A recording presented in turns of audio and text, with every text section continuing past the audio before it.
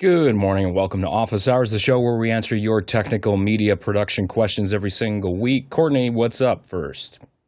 Well, the first one comes in from Mr. Guy Cochran, who's here on the panel, and I think he's going to toss a Cochran here. May I show the Blackmagic Cloud with a web presenter HD stream routed back down to the Blackmagic Monitor app? You are so polite. Yes, you may. Go right ahead. May I please? Okay, so last year before NAB, Grant Petty had made some announcements. This year, he made a bunch of 2110 announcements, and we're like, hey, what about us ATEM guys?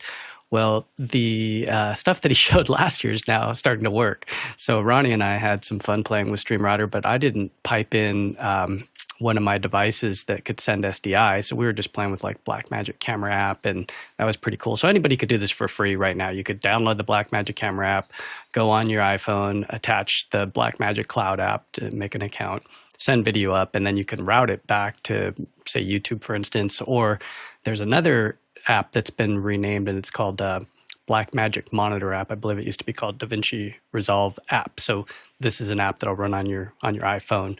So what I'm going to show here is just what it looks like to send SDI up and then back down. So here's what the Blackmagic Cloud Stream Router looks like. So if you log in and create an account, you'll get something like this that says sources and destination. So right now I have a source, which is what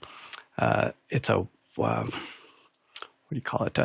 Web presenter HD, and this is what it looks like. If you were to log into it, it would just basically, if you had a couple of them. So I wasn't sure, because most people use this just as like a USB capture device, but it does, with the latest update, allow you to stream to the cloud. So when you open up your interface here, there's not only audio tab and setup tab, there's a new one here that's Blackmagic Cloud. So when you log in, you could then select that as your device in the Stream Router. So here I have it. You see that web presenter is now input 3, and it's got this little blue light indicating that it's attached. You could even assign this to somebody else. So like Courtney could have a web presenter, and he can send me his feed, and then I can route it to, let's say, my YouTube channel. So we'll do both those. Actually, we'll kick it over to YouTube as well, just to see what it looks like. So here's a side-by-side of what it looks like. If we have on the left here is the a Mac running Stream. What is this? Syncer Live. So Syncer Live is going up, and on the right side is my iPad coming back down. Look at how tight that is in sync. So that's going all the way up to the cloud and coming all the way back down to an iPad. So you're seeing on the right side the output of, I'll show you the iPad in my hand here in just a second. That's what it looks like. And if we go back over to our other machine here, let's go to 5 and cut back to 5. You could see here that we could also output to a destination. And so I'll do a test onto my test YouTube account. So this here is the YouTube Studio, and I just hit on air, and it's basically going to receive that stream now. And again, it's routing up to the cloud. So I could be selecting any source here that I have. Let's say it's Courtney's stream. I could say input, and I could route it to that output. So now it's let's see, is it getting the stream yet? Come on. Preparing the stream. Come on. So on air. Try refreshing Studio. Oh. Refresh. This is a live demo. I've seen weird bugs with that web page. Well, it worked before when I there's the beta badge on there, so they really meant it. And then here, let me show you the app here. So this is a new app. So this is running on the iPad. So this could be your iPhone, iPad, and you'll have a monitor. So just with the Blackmagic camera app, you could just shoot stuff up and then have it pulled back down on an iPad app. But I thought it was interesting that an inexpensive device, because I thought you'd have to buy like their streaming decoder and their streaming encoder, and those are like $745 each. I was able to just do it with a web presenter that I had, Web Presenter HD. So it's the newer one that I just had laying around. So I thought people would find that interesting just because the latency is super quick. It's way faster than I thought it would be. Yeah, that looks really, really interesting. Ronnie, what are your thoughts? Yeah, a few things I missed. There is the option to be able to set the SRT parameters like the latency, etc. But I think that is something that probably will be appearing there if enough of the users will require it to be able to set those manually. And another thing, Guy, did you test to have one source being output to multiple devices, or did you, as me, just purchase the single output? So the license model is you pay per output. So if you need just one output, you can have, in my case, I could have, I think it was 15 inputs pre-configured and assigned to people around the world or clients. And of course, you can only have one of those inputs going to the output itself. But I've seen other examples where you can have only 4 inputs. But, I'm from Europe. Maybe there is something they forgot to limit for us people. And the other thing is, did you test to have one output going to multiple output destinations? I don't know if you can do one to. I'm pretty sure when you click, and this is why that didn't go live. Actually, is because I didn't do this, which is you do need to tell it which source you want to stream. So you got to click one. Actually, let's see. So this is the input. This is the output that's now streaming. You can see that that's now live. And then if we go to this output as well and check the iPad, which I just closed it. Let me open it back up. The iPad. Oh, did it die? Oh no, it lost its little indicator. Oh, there it is. Yeah. So you can do 1 to 2, or 4, or 15 in your case. So you guys aren't seeing my. You guys aren't seeing my my other video. Let me cut back to me. Yeah. So it's streaming to YouTube, plus it's streaming to the iPad app. So for a low latency client monitor or sending this to somebody afar to cut your show, I mean, you could send somebody a nice stream. I have not gone into the streaming where you could choose low, medium, or high and created a custom output. So right now it says it's sending like 5 megabit, but it looks pretty darn good. So I'm interested now to see what happens if I bring it up to like 40 megabit SRT and see what happens. And this is the older HD model, so they do have a 4K model that I believe will do HEVC. So there is a reason to pay the $745 and get the Guy, bigger I probably missed it, but the sources for the inputs, where are those coming from, and what type of sources can they be? So they can be a number of different things. In fact, if we go to edit one of these, you can choose these icons. So you can see like the broadcast camera has the built-in encoder. So some of the URSAs have it. Studio camera, the Pixis has it. Cinema camera, pocket camera, the phone. I'm not sure what switchers do it. And then here's what I'm using, the stream encoder. And then they've got some outputs here. Let me see if there's any other ins. Oh, even Resolve? Well, except NDI. Resolve can send. No, I guess it won't do NDI. It's Blackmagic. Come on, Blackmagic and NDI. Come on, Courtney. What are you trying to do here? That's funny. That's awesome. Thanks for that demo. Just a reminder that you can ask questions on this show because the show is live. So if you're tuning in right now and you want to be part of the show, part of the community, what you got to do is go to officehours.global/join. Put your name and email in there. We'll send you the links to be part of our community, which consists of a multitude of things. That includes Discord, a fantastic place to chat with everybody in this global community, as well to participate live in the show and post those questions in our Q&A system, which we call Makana, and you'll get a login there. And when you go in there, you're going to see the ability to post those questions, vote on them up and down, kind of like Reddit, and of course the live chat component. And you're missing half the fun because there's lots of people in there chatting and offering their different opinions and experience in there as well. All right, Courtney, what's up next? Coming in from Tulum, California, Chuck Hodges. And this, I think, is a QR code. This is a QR code It is. question. How do we get the live video onto the little Stream Deck screen buttons? I would like to show live webcams and previews of the inputs from Zoom or from vMix or OBS or MimoLive inputs and sources or other things directly on the buttons we are pressing. I didn't know you could do that. Go ahead, Ronnie. Well, so the entire Stream Deck is just a display, and there are some buttons on top of it that actually just pushes down on the kind of touch display that is behind all the buttons. But be aware that the refresh rate on that is really slow, so you wouldn't get motion video. And there are some plugins for BitFocus Companion that are actually doing this. I can't remember which one, and it really taxes the USB bus that it's connected. So if you have multiple Stream Decks, it will really tax the output or the bandwidth of the entire bus that you are connected to. But this is kind of a good idea for some token usage, vibe coding something. Maybe I just use my weekend to vibe code something. I haven't seen any plugins that does this thing specifically, at least not from Zoom.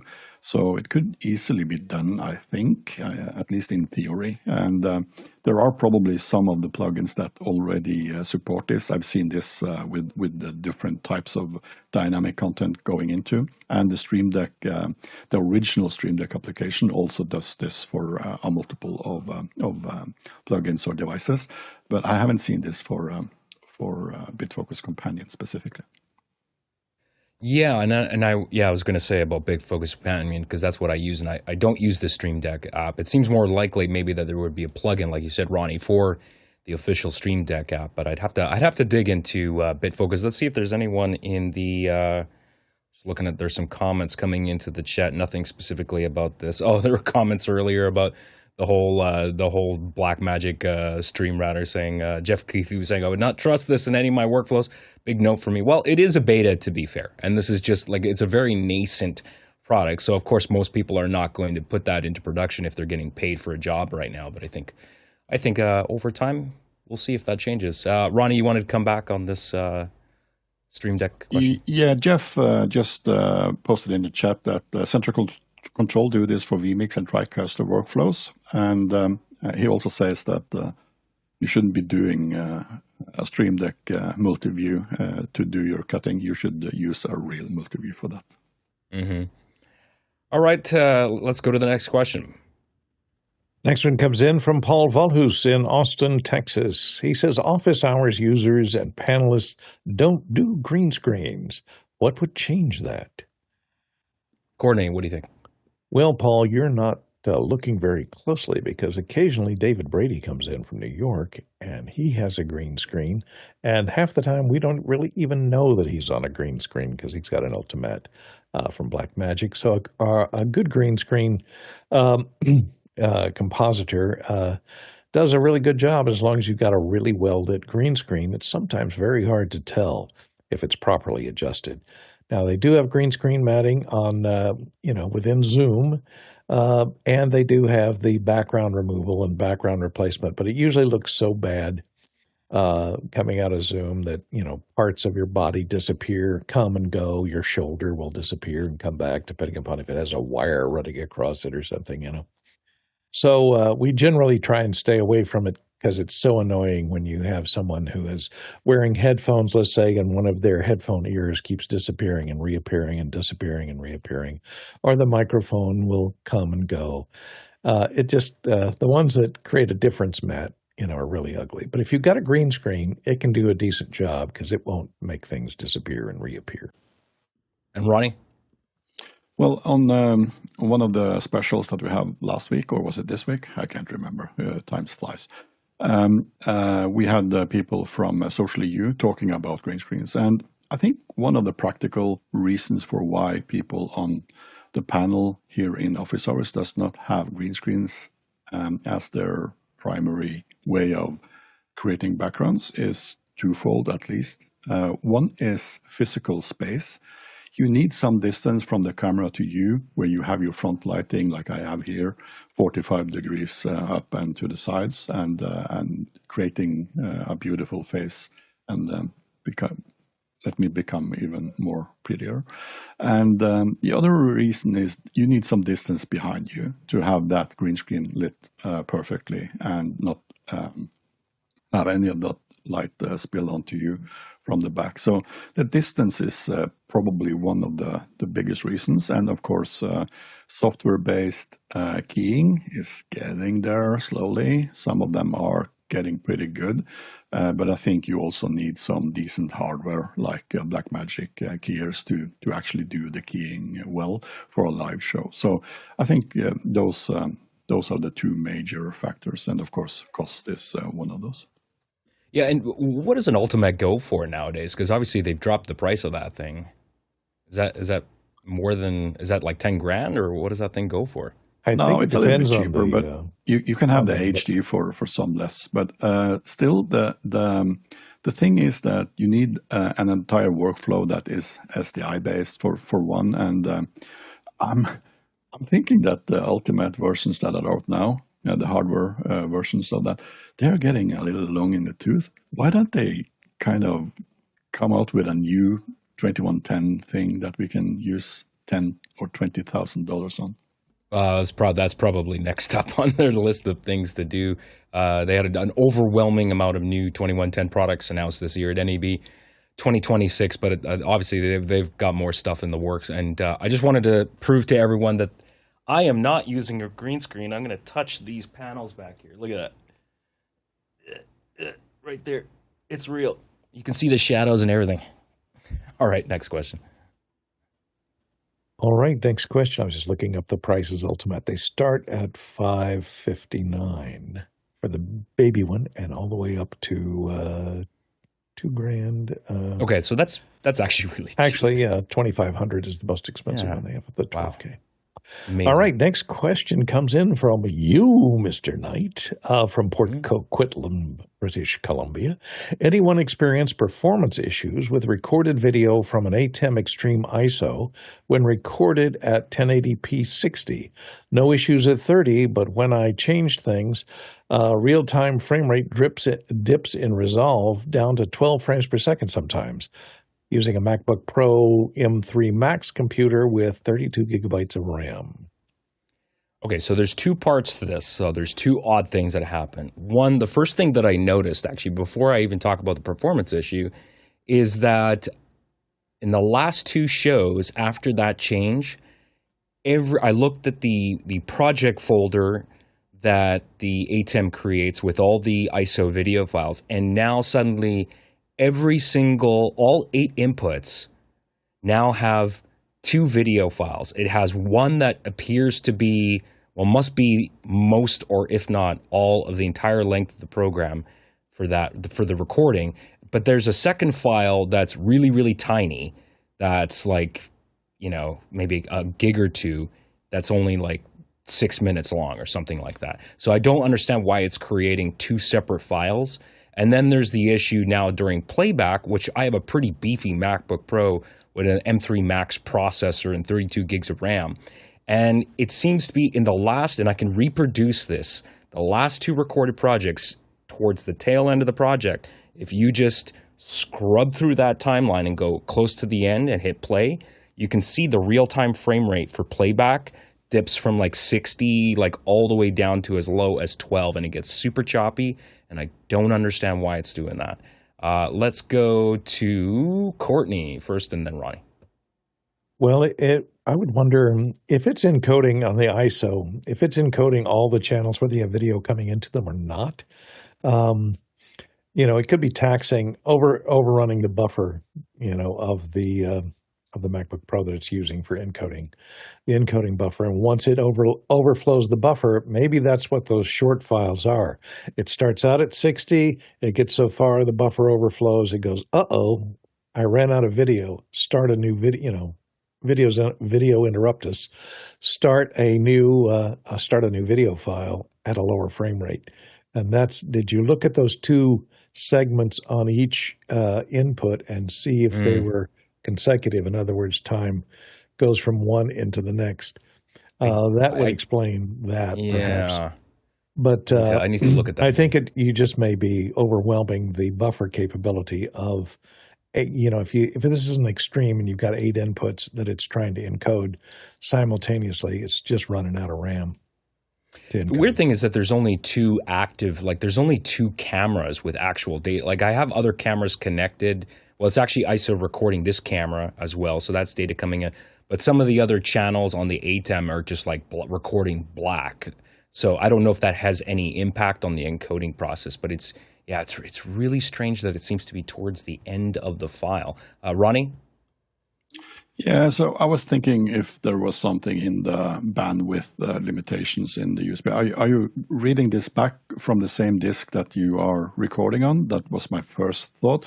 And normally the read speed would be larger than the write speed. So even if the ATEM is able to record at full frame rate and have no problem with the recording, it should normally be no problem at all reading those files back in real time. I would think the opposite would be kind of a gamble. And also this note that you said that it's happening only to the end of the file. I'm starting to wonder, maybe you are filling up this SSD. Never fill up a SSD more than 70%. That's my kind of rule of thumb. Yeah, I'm definitely not doing that. I basically use it just to record, and the episode length is, we record for say 90 minutes to 2 hours, right? And then I move the data immediately off that drive. There's nothing else. It is only being used just to, actually, I should take a look. I'm going to look at the drive again and double check if that's the case, but I'm pretty certain that's the case. Guy. Yeah, which drive are you using, and is it on the approved list? And have you? It is. It is.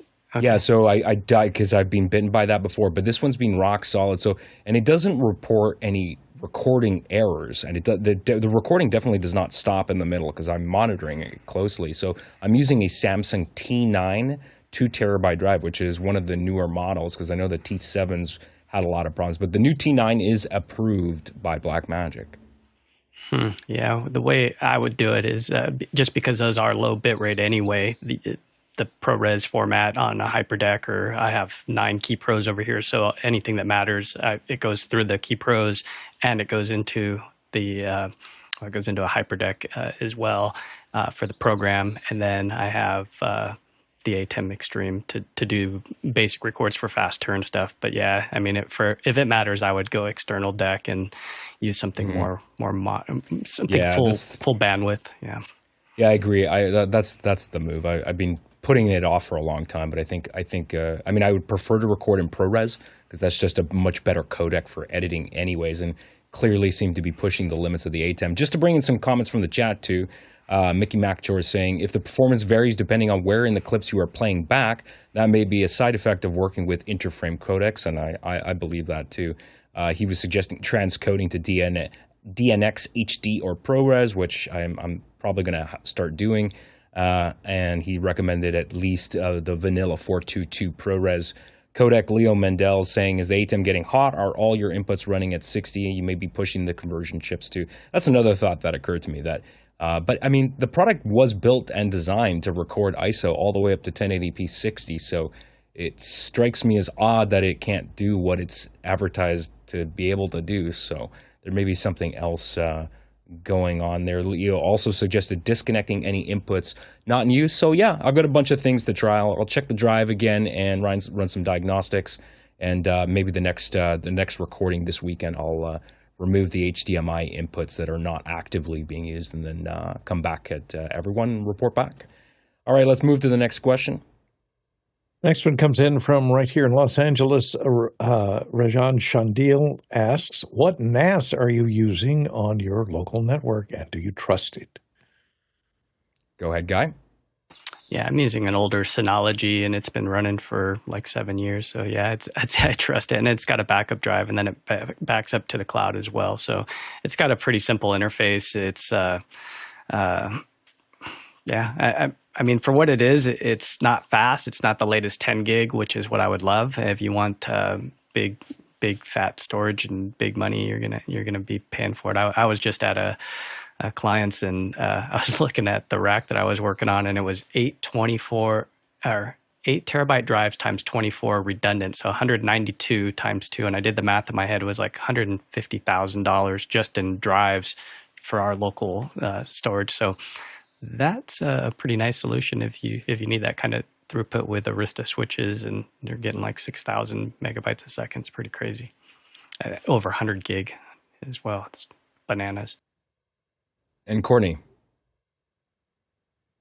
Well, I'm using a Western Digital Cloud NAS, and I don't trust it at all because it's had several exploits that I've had to patch it for. So I don't have the wide area storage turned on to it since I'm retired now, and I rarely leave the house. So it's great for transferring files between my different computers, but just keep it in the local area network. And I don't enable the wide area access to it from outside on the interwebs, and that gives me a little more confidence in it. But there are exploits out there for those Western Digital NASs, and mine is about, 6 years old, 2 terabytes, so I don't trust it at all. And Ronnie. Yeah, we have a mix of QNAP and Synology and a few older ones that are getting really, really old and ready to be replaced. And something that I've been looking further into after the last update from Ubiquiti for their UNAS series. The software is getting there, at least to the point where I am willing to put some money into that and invest in some of those. I'm not sure of the more simpler versions of the 2 and 4 bay kind of home NASs, but the Pro series is really looking interesting for us, and having those spread out both in our home offices or in the studio or even at friends' companies, we are able to offload and have multiple duplicates of the data that at least are for our clients. Our own internal data is more like office documents, and is probably just being offloaded to the cloud as we do these days. Either way, so I'm just looking that Ubiquiti has gotten some really good features in their software for the UNASs, and they are looking promising to me. All right, and Chris Sabato.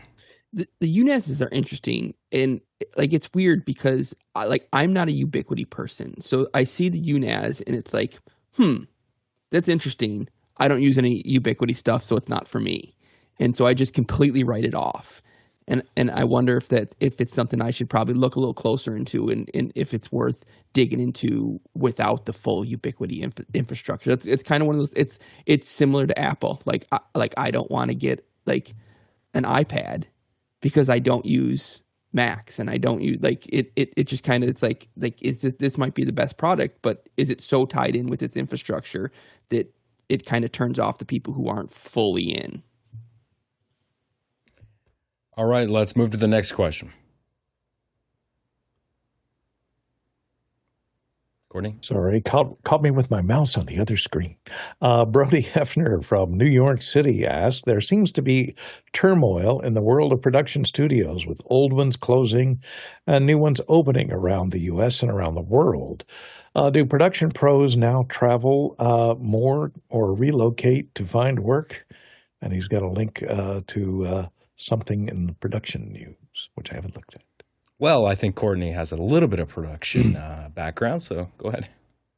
They are. What surprises me is there's very little work in Hollywood right now, because a lot of it is running away to distant locations that, provide incentives, bribes, to producers to shoot within a certain locale. So a lot of incentives are being offered in Europe right now, and of course in Canada, and some states like Louisiana or Georgia. But even Georgia is apparently down right now in production. So I don't understand. They're building new stages here. Universal just added 8 large stages to their collection of empty sound stages over at Universal Studios.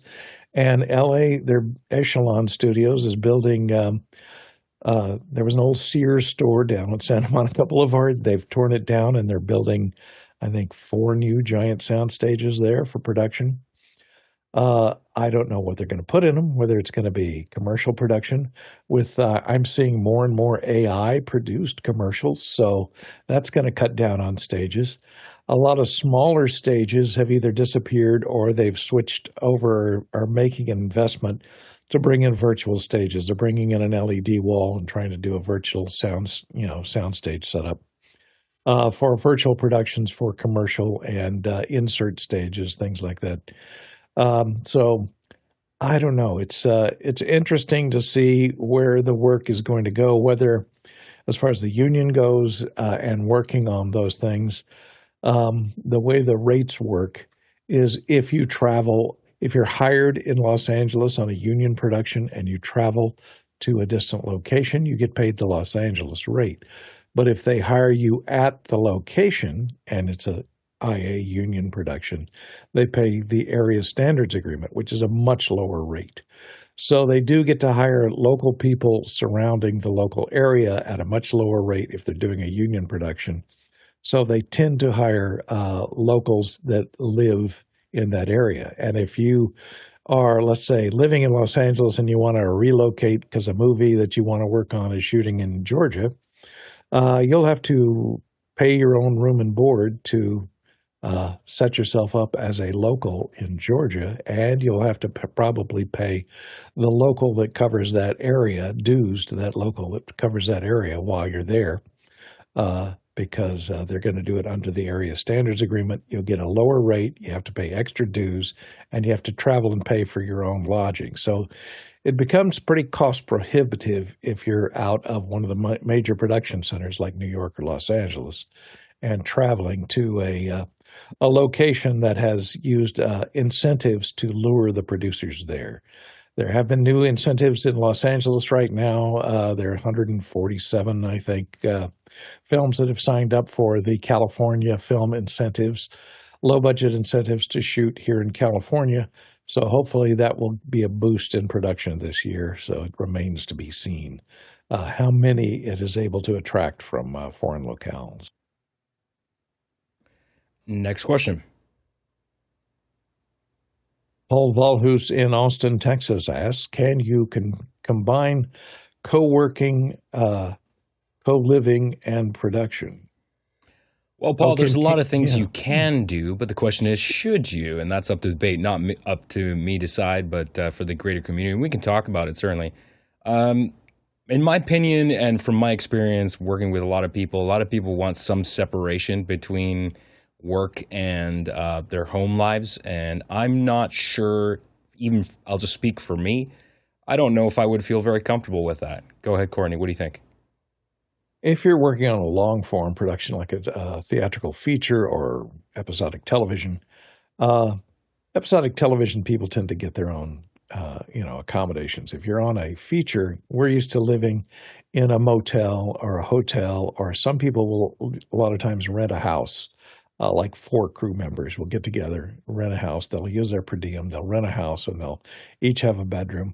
Because when you're working on a movie like that, you're on the set for, you got to get up before dawn, get into the transportation that takes you to the location, and you work a 12 to 14-hour day, and then they drive you back home, which could take another hour in traffic, or drive you back to your, wherever you're staying, the hotel or your location where you're renting a house, let's say. And then, by the time you get home, you're dead tired. You're not going to be interested in preparing dinner or doing anything else. You want to fall in bed, get about 6 hours, 7 hours of sleep, and wake up and do it all over again. And you have, the weekends, if you do have 2 days off, and a lot of times on location, they'll be working 6 days. So you'll only have 1 day off, and, that's your only day to do laundry, take care of buying any incidentals you need to buy, that kind of stuff. So you're dead tired by the time you start all over again on Monday morning at 7 a.m. or, 6 a.m. if you got to catch the transportation. So There is a lot of co-living that goes on. Co-working is obvious, but whether or not it's shared, a lot of times the actors will buy a house and set themselves up there because they can rehearse scenes together, which is kind of handy. If they're rehearsing for the next day's production, they can all be together around the dinner table and read their lines for the next scene. So actors find it pretty conducive to working, but they get sick of each other after a while. You know, you need your privacy. Yeah, absolutely. And it looks like people also agree in the chat. Rajan Chandel said, no. And Mickey said, no way, get me my own apartment, a hotel room. Rajan came back and said, I've done it for shorter shows, but tough over 5 days. So there you go, Paul. Next question. This one comes in from Robert Linkram in Belmont Shores, California. At external sites, my MacBook Pro detects the venue's ATEM Constellation HD, but does not connect unless I tether my iPad hotspot to the MacBook Pro to my iPad cellular internet MacBook Pro and ATEM software current. What's going on here? No IP network, USB-C connected. Guy?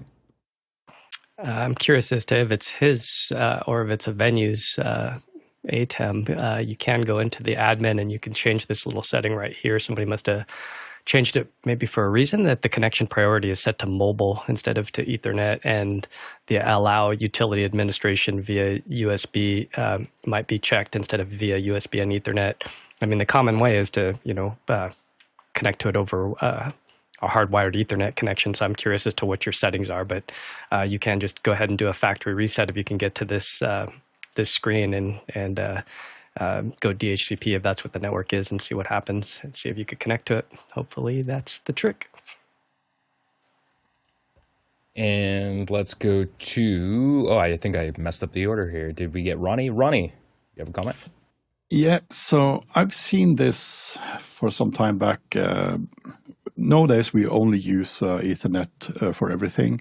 But there is something that I remember, that if you don't have if the Mac does not see a DHCP or are using fixed IPs, even if this is USB, if you connect to the ATEM using the USB cable, it sometimes responds back to the Mac that it's actually an Ethernet bridge interface, and actually says to the Mac, hey, use Ethernet on this connection. It's like connecting an Ethernet dongle, if I remember this correctly. And if there is no DHCP in this that tells the Mac where the internet is, it kind of talks to the ATEM and says, okay, you're on network, but there is no DHCP and I have no information, so I will be degrading this connection and just don't use it. So even if it appears there when you connect it, it will not continue to use it. And what I think is happening here, and I emphasize think, is that when you connect your iPad using the hotspot functionality, the iPad is actually telling your Mac that, oh, there is a DHCP here, so you can still use this interface in some way or another. I would recommend what Guy says, start using fixed IPs, and when you go to that specific venue, just change your network profile on your Mac and everything will be good. All right, Courtney, what's up next? Next, coming in from Craig McFarlane in Boston, Massachusetts. Do you have any AI surprises this week? Good, interesting, bad? Chris Sabata, what are you working on? So it's not so. This is one of those shake my head in amazement, right? Like, it's like this unbelievable that this is it, but absolutely amazing, right? So I have, for the last 10 years, I've been working on this tool that parses some XML stat data for games and formats it in a JSON format so it's easily readable by vMix for broadcasts and all that. And it's this thing that I've been working on and fine-tuning and tweaking for 10 years, right? And I had someone reach out to me and ask me some questions about some things. And my answer was like, well, I have this Python tool that I've been working on for 10 years, but I can't really give it to you because you don't really know Python. You're not going to be able to figure out how to work it. You're going to have to install Python. And so I got to thinking, and I had Claude build a basic version in PowerShell. And so like in 10 minutes, I had this PowerShell script that did 80% of this tool that I've been working on for 10 years. And it's just like, and I can just like, here you go. Here's a single file. You don't have to install anything. You just have to run it and it works. And it gives you exactly what you want. And it's just like all this time and energy that I spent on my Python tool over all these years. And it's just like, here's 90% of it in 5 minutes without doing any work. And it's just kind of like, it's like I said, shake your head in amazement. It's like unbelievable. Next question. Next one comes in from Tommy Shantz in St. Paul, Minnesota. I had an Orei HDMI splitter go bad on me this week. I have it powered on 24/7. Is it better to power it off? I got 4 years out of it, but the troubleshooting was exasperating. Courtney. I don't know which one you had. You know, I was looking at these ones here, these 1x8s. I'd look at the power supply. If the power supply failed, it may be an easy fix. Just get a new DC power supply for it. If the power supply is good and supplying plenty of current at its required, I think, 12-volt voltage, whatever the voltage input is on that power supply, then it's cheaper. These things are not very expensive. I think this one is, $70 for a 1x8. Buy another one.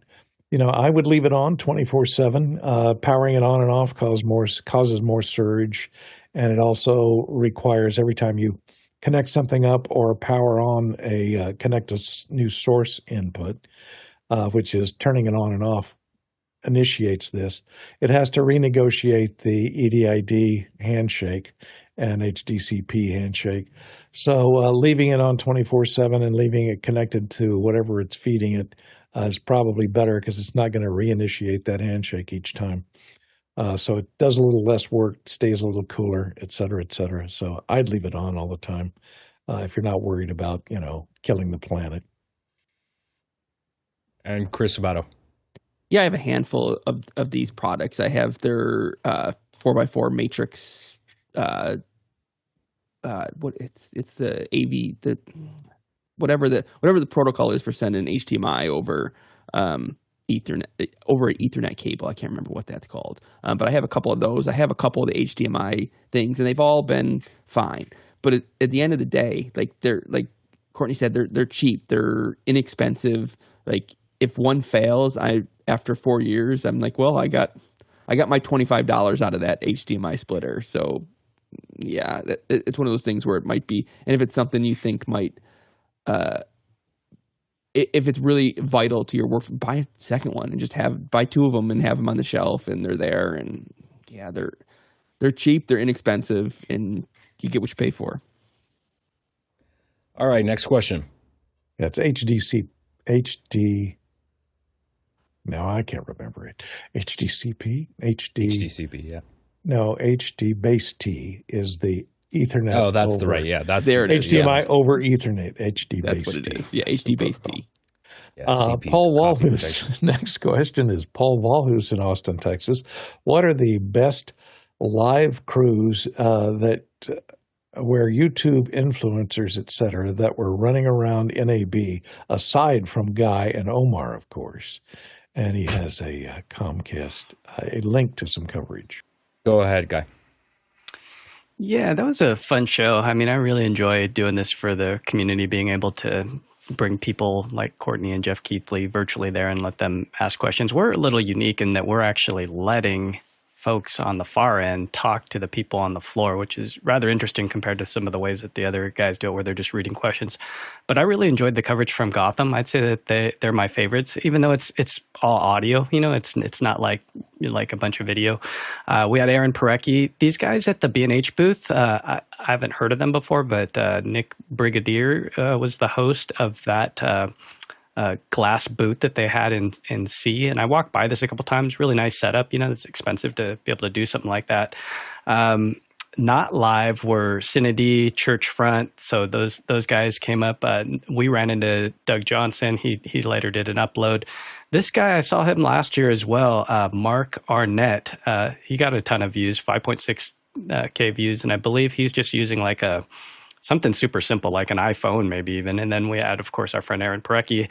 I'd say Aaron probably is my favorite of all the influencers that were there. Who else? There's somebody I've never heard of, the Laughing Lion. He got 5.1K views, and it looks like he's just kind of cruising around. Very bumpy. It looks like he's going up and down, up and down. So those are a few that I see if I just type in the search NAB 2026 live. Those are the contenders. And Courtney. I was trying to find it to bring it up, but yeah, I agree. Aaron Parecki's stuff, and I was watching one of his videos, NAB interview videos, popped up in my YouTube stream last night. I was watching it, and he was interviewing one of the major people at Blackmagic in their Blackmagic booth about the new 2110 stuff and why they weren't doing anything with the old ATEM lines. So they were talking about, this year they weren't making any improvements to the ATEM minis, the extremes, any of that stuff.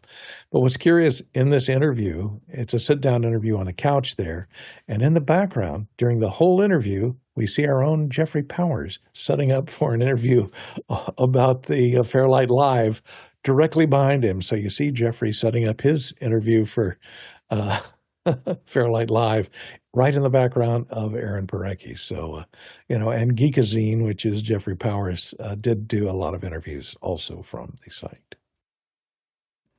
And just a reminder, if you're enjoying this show, there are ways that you can contribute and support what we do here. This show, Office Hours Global, is entirely driven by a fantastic community of volunteers. So whether you're interested in joining us on the panel here and contributing and answering these questions, bringing your own unique experience, or if you want to join the crew, there are various positions available. So if you want to find out more, just go to officehours.global/join. That's officehours.global/join. And of course, subscribe to the show.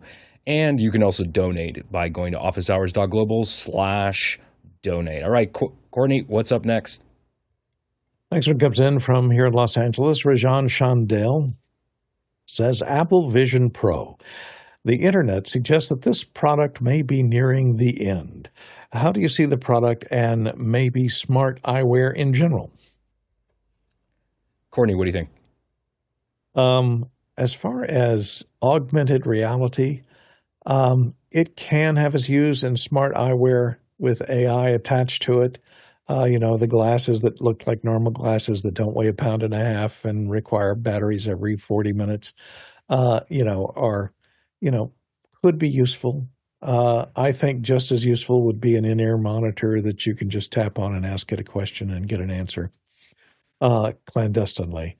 The problem with eyeglasses that have cameras built in, there's a privacy issue, which is what killed Google Glass and will probably be killing all of the other versions of head-mounted, cameras. Of course, these days everybody's wearing a body cam. At least all the police officers are, and a lot of other people have, YouTube, especially at conventions and things. Everybody's got a GoPro or something strapped to their chest or their hat or whatever. So you're on camera a lot, but I think there's a lot of backlash to that. And the utility, for Vision Pro specifically, where it's augmented reality, it depends on cameras on the head-worn gear and the ability to stick images that it generates into your real-world point of view. They've tried it many, many years ago, and HoloLens went out of business finally stopped producing that, and now Vision Pro is discovering, there just aren't that many necessary applications where it's useful.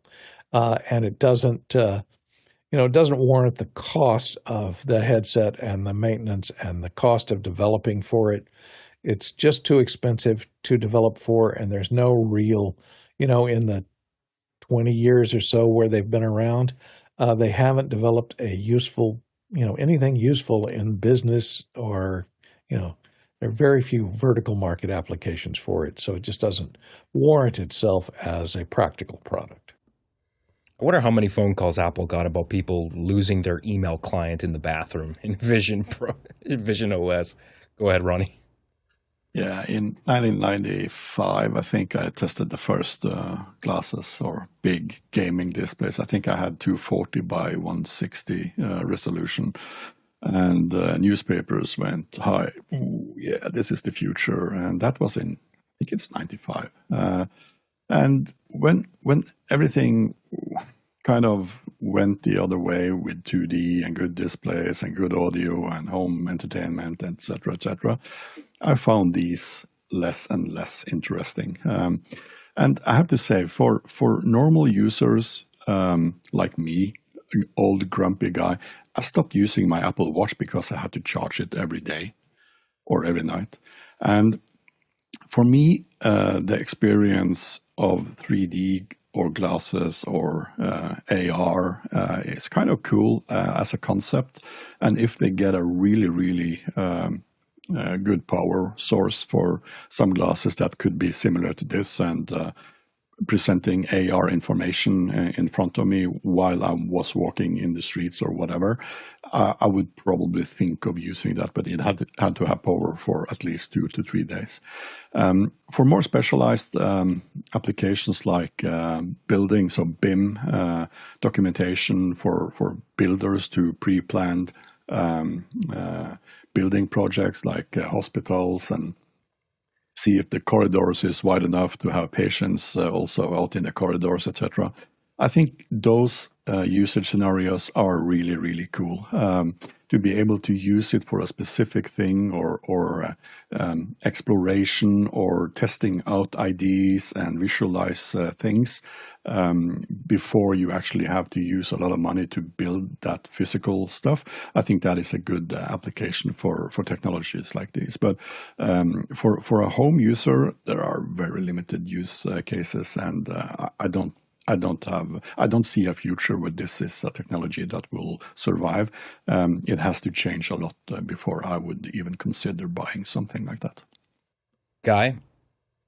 Yeah, the Meta Quest has sold 26 million units. The Apple Vision Pro is at about 600,000. So, you got this massive price disparity of $3,500 versus I walk down to Costco and pick up a Quest for like $400 or $500. And so one's more for gaming and for entertainment. The other one's pushing the limits of technology. And so we got the early adopters like Alex Lindsay, who bought one and, paid whatever. It was a lot of money for the bigger one. And I think Apple's going to come out with another one that's just less expensive, and it'll go to the masses. So the technology is wonderful, and we saw it at NAB that the immersive camera, they were shooting live right into it. So this whole 2110 with 128 router inputs to be able to do something like that, I imagine it's because they want to do things like this.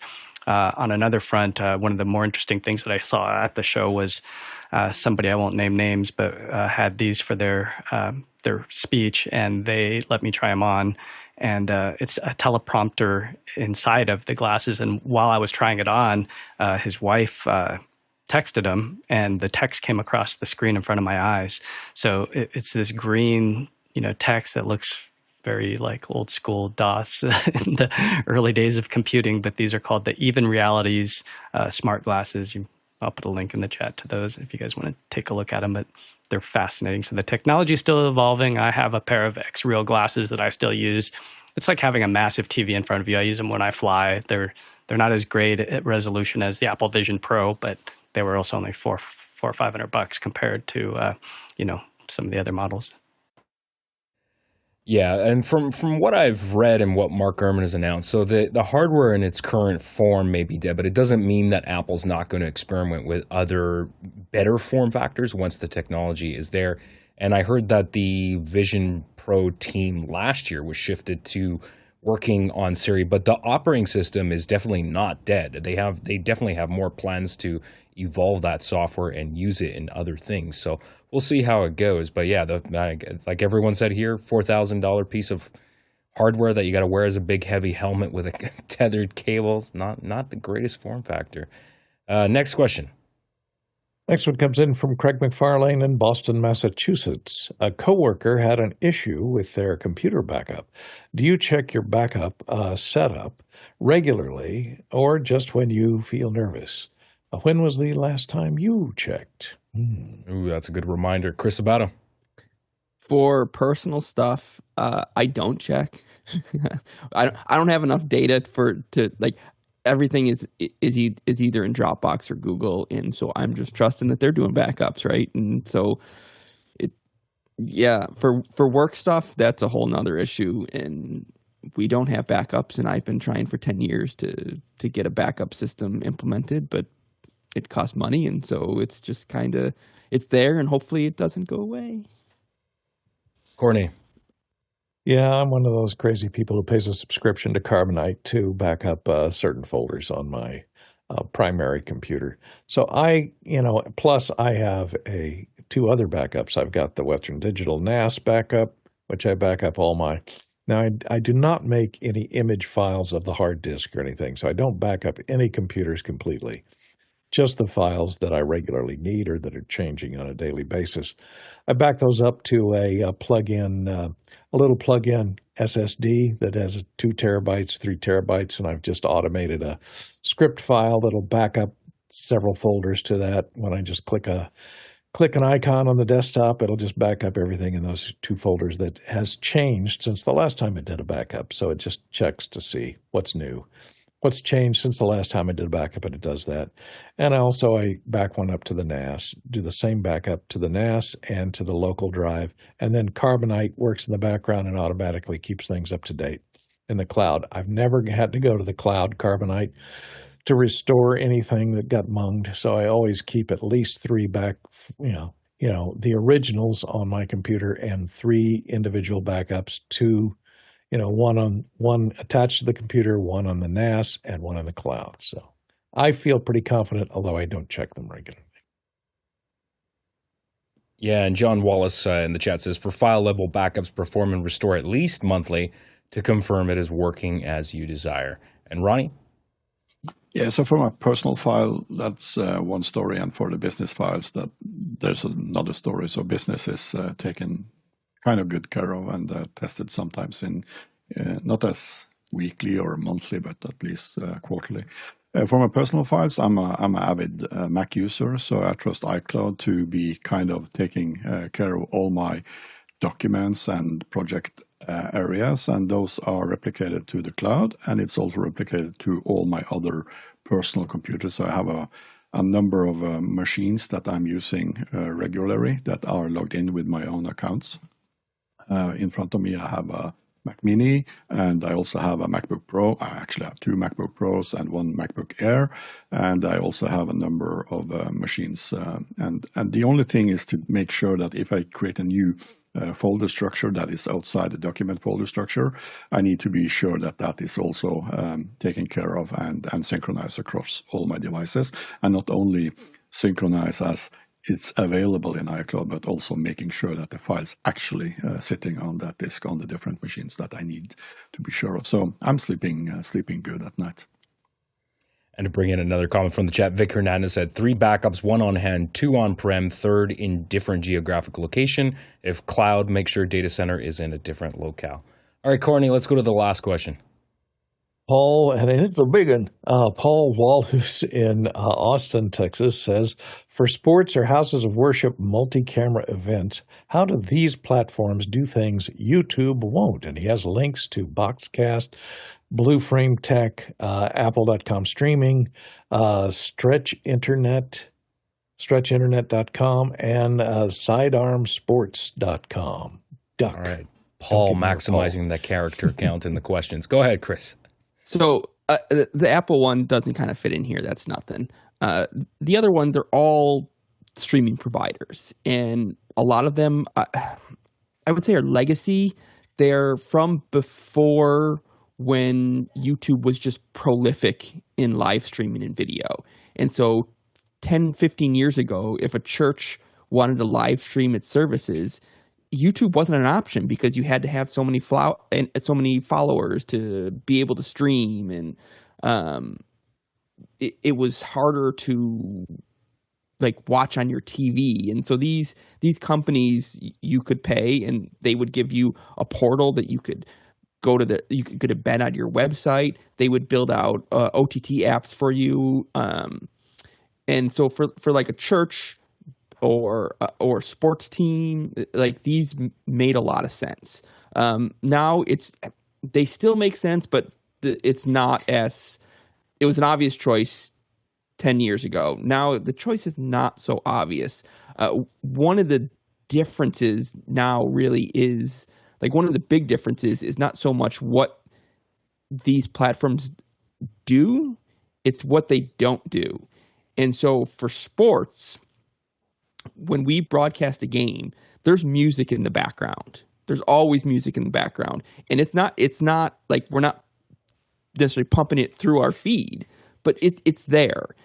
And when you use one of these platforms, you don't have to worry about YouTube saying, "Oh, I heard that 4 bars of that one song, and sorry, you get a strike," or we're taking you down, or we're muting you, or whatever. That you don't have to worry about that because it's background music. We're not really violating copyright, but YouTube might think we are. So that's one of the things. One of the other things is support, right? So as a church or a small college where you're streaming and something's going wrong, if you're streaming to YouTube and you've got a problem, who do you call? Nobody. There's nobody to call. And so with these things, they have support, and you can call them, and they can help you work through your issues with what's going on, why the stream's not working, or what have you. So that's some of it. Yeah, I would also add Resi into this mix. It depends on if you're doing live or if you're doing VODs, but Boxcast has hardware, and so does Resi, and some of these things will do massive buffers, and that's how they can get away with ensuring that a stream's pretty much perfect, even with low bandwidth, is they'll just push it out 30 seconds or even longer. And there's other things like being able to monetize, and I like Wistia for granular checking of who visited the video, how much what duration they watched, and then also if they rewatched a certain section. So Wistia, if you're doing VODs, is my platform of choice. So again, it depends on what you're trying to do. If you're trying to monetize it, if you're trying to get the highest quality, because then it comes down to like what encoders are you going, Videon or Osprey or High Vision or one of the other bigger bad boys that do HDR and 4K 60. So there's a lot more to this question besides just putting a bunch of links. And Courtney, you're the final word. It depends on your application. One thing I look for if you're a house of worship or something is if there's a native app that'll run on most streaming boxes, on the Rokus, on the Fire TVs, on the any of this over-the-air, over-the-top streaming boxes, or in television sets. More importantly, if you've got a Samsung TV. There's always a YouTube app. There's a YouTube app on almost everything out there. I think your toaster can get a YouTube app that runs on it natively. So look for native apps that run on the plethora of devices that are out there. That's what I look for, because a lot of people aren't going to be in front of their computer looking at it on a browser at a website. They're going to be on their phone. They're going to be on the TV. They're going to be on their Roku streaming device, et cetera. So yeah. I look for the native apps. All right, just a reminder on coming up on Tuesday, we've got a great Tuesday Focus special that we're calling Makers Who Stream, featuring 4 professional woodturners that are going to show their streaming setups and answer your questions. And you'll get to do a little behind the scenes and see how they run these video production workflows, often just by themselves. Should be really cool. And it's also going to feature Cindy Drozda as part of our community, part of the crew who's been on the show many times. So look forward to that at Tuesday. That's at 6 p.m.